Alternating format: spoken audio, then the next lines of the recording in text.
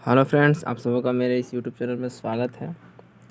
आज का जो टॉपिक है बीए हिस्ट्री ऑनर्स सेमेस्टर 1 का कोर 1 का एक प्रश्न, जिस पर हम चर्चा करेंगे। ये प्रश्न बहुत ही महत्वपूर्ण प्रश्न है जो कि सेमेस्टर 1 के परीक्षा में काफ़ी बार सेमेस्टर 1 के छात्र छात्राओं से पूछा गया है और पूछा भी जाता है। तो चलिए देखते हैं वो कौन सा प्रश्न है।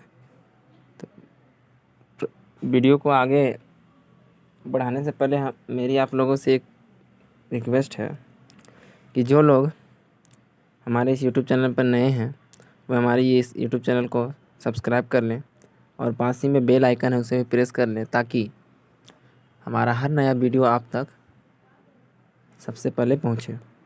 तो चलिए देखते हैं वो सेमेस्टर 1 हिस्ट्री ऑनर्स कोर 1 का कौन सा प्रश्न है जो बार बार पूछा जाता है सेमेस्टर 1 की परीक्षाओं में। सिंधु घाटी सभ्यता के नगर निर्माण योजना पर एक निबंध लिखें। या तो ये प्रश्न आपको इस तरह से भी पूछ सकता है कि सिंधु घाटी सभ्यता की नगर योजना का वर्णन करें। दो तरह से आपको प्रश्न पूछ सकता है एग्ज़ाम में, ठीक है। अब चलिए देखते हैं कि सिंधु घाटी जो सभ्यता थी उसकी नगर योजना के बारे में हमें बताने के लिए कहा गया है। तो नगर योजना क्या थी, वहाँ की किस तरह की नगर योजना थी, क्या व्यवस्था थी, ठीक है, वो देखना है हमें। तो चलिए आगे बढ़ते हैं। मोहनजोदड़ो के भग्नावशेष को देखकर यह पता चलता है कि निसंदेह सिंधु घाटी सभ्यता के निवासियों की नगर योजना पर्याप्त विकसित थी।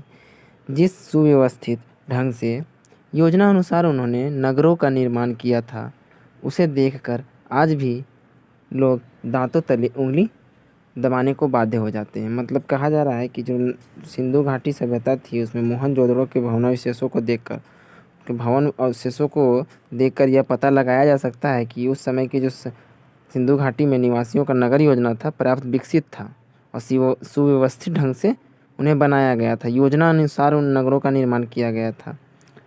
सिंधु सभ्यता के अवशेष हड़प्पा, मोहनजोदड़ो आदि नगरों से प्राप्त हुए हैं। इन सभी नगरों की योजना, तकनीक, ईंट, शिल्पकला आदि एक ही प्रकार के थे, ठीक है। ये एक दूसरे से सैकड़ों मील की दूरी पर स्थित थे, फिर भी इनमें बहुत कुछ समानता है। इससे ऐसा आभास मिलता है कि पूरी नगर योजना का निर्माण शक्तिशाली केंद्र द्वारा किया जाता था। मतलब कि हड़प्पा, मोहनजोदड़ो ऐसे जगहों से अवशेष जो प्राप्त हुए हैं उसके अनुसार कहा जा सकता है कि जो यहाँ की नगर योजना थी वो तकनीक, ईंटा, शिल्पकला आदि से भरपूर थी, ठीक है। एक दूसरे से सैकड़ों मील की दूरी पर स्थित होने के बावजूद भी बहुत कुछ समानता है, तो समानता पाया गया है इनमें। अब जो है इसको एक हाईलाइट पॉइंट में कर देना है आपको।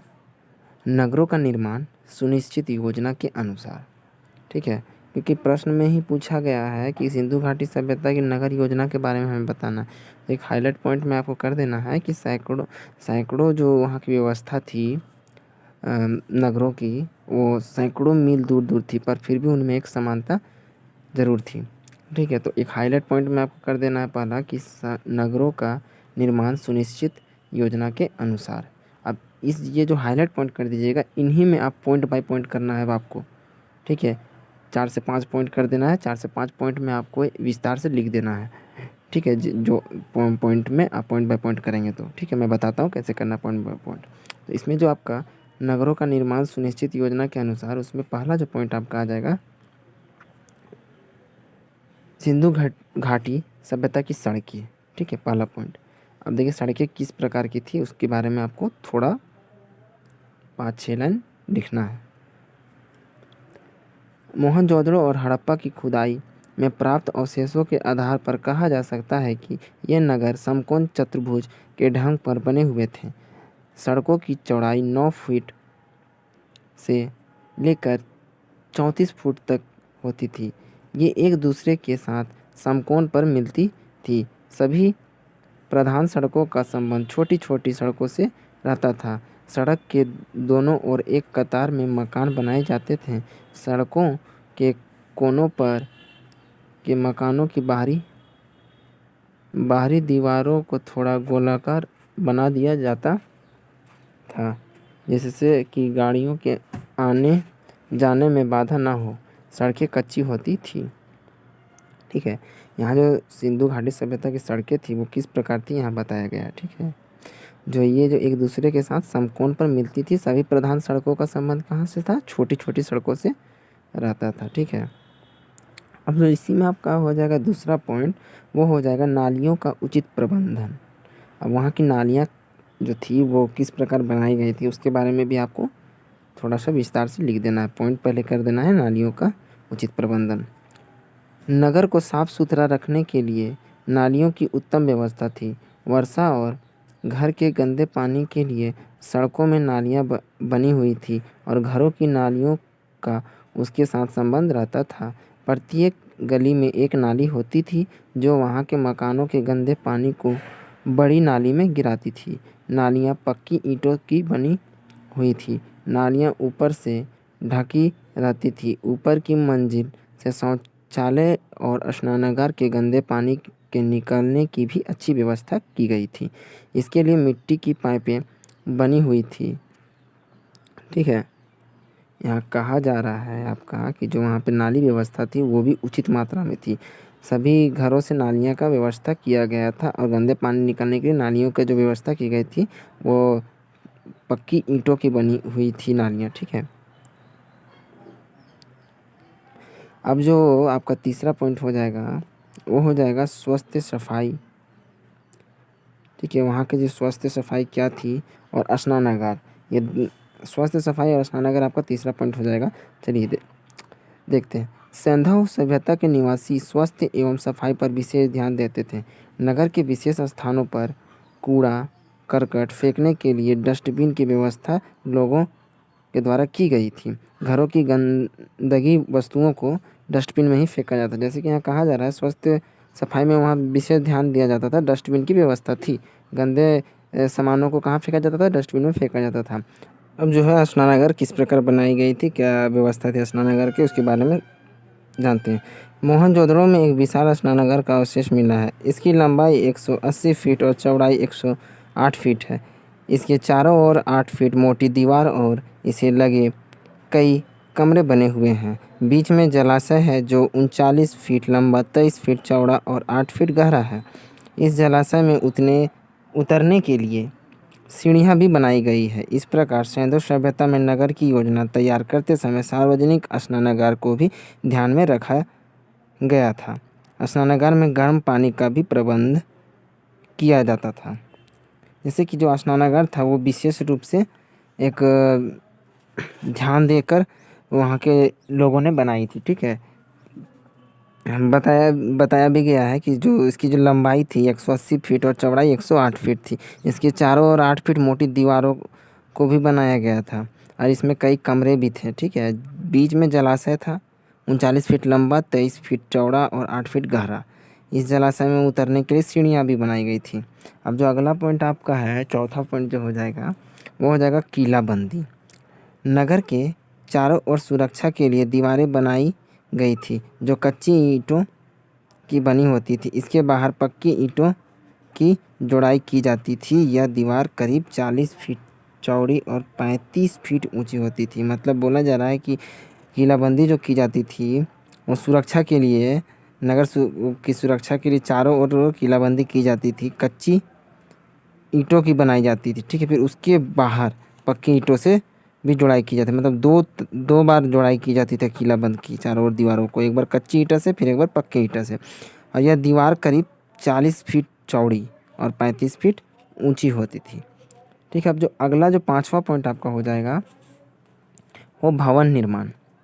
मोहनजोदड़ो और हड़प्पा की खुदाई से जो भवना अवशेष प्राप्त हुई है, भवन की जो अवशेष प्राप्त हुई हैं, कहने का मतलब उनके आधार पर कहा जा सकता है कि उस समय का मकान ऊंचे और विशाल होते थे और वे पक्की ईंटों के बने होते थे। इन मकानों को बाह्य रूपरेखा भड़कीली नहीं होती थी।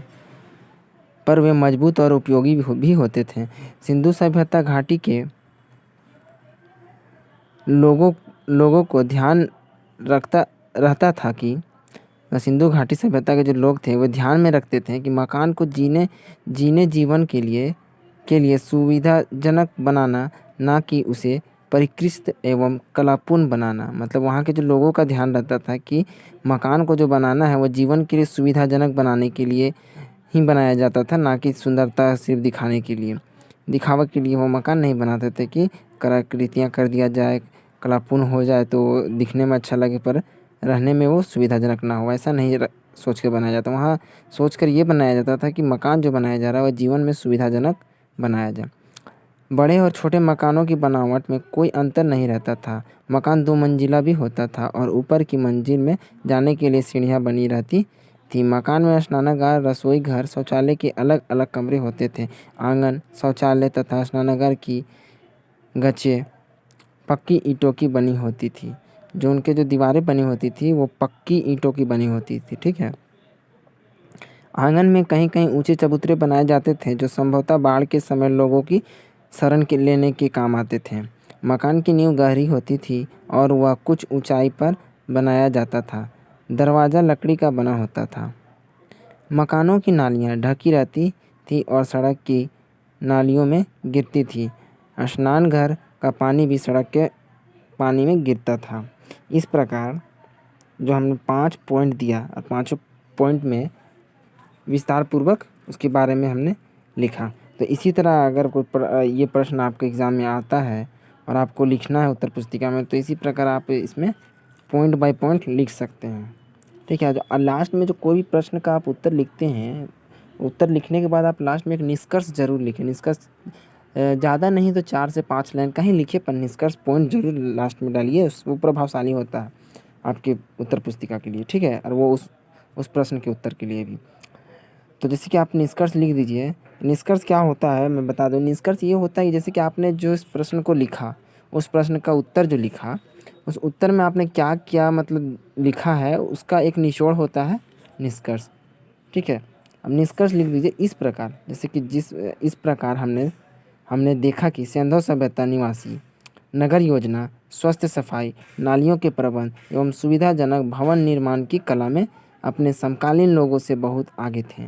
मार्शल के शब्दों में 3री शताब्दी ईसा पूर्व और उससे भी पूर्व पंजाब और सिंध की जनता उन्नत नगरों में रहती थी और एक विकसित सभ्यता में से परिचित थी। मतलब कि आपको निष्कर्ष में लिख देना है कि जो जो जिस प्रश्न में जो पूछा गया है नगर योजना, उसी के बारे में जो आप पॉइंट लिखे हैं उसी को आप निष्कर्ष में डाल दीजिए कि इस प्रकार हमने देखा कि वहाँ की नगर योजना किस प्रकार की थी, क्या व्यवस्थाएं थी। ठीक है। जैसे कि मैंने बताया ना, नगर योजना, स्वास्थ्य, सफाई, नालियों के प्रबंधन, सुविधाजनक भवन निर्माण कला अपने समकालीन लोगों से बहुत आगे थी। तो मतलब नगर योजना के बारे में यहाँ हमने जानकारी ली है। ठीक है। अब इसी प्रकार आप पॉइंट बाय पॉइंट और निष्कर्ष लिखते हैं अपने एग्ज़ाम में, तो आप अच्छा नंबर आपको आ सकता है। तो ध्यान रहे। आज के लिए इतना ही, फिर मिलते हैं अगले वीडियो में। तब तक के लिए जय हिंद।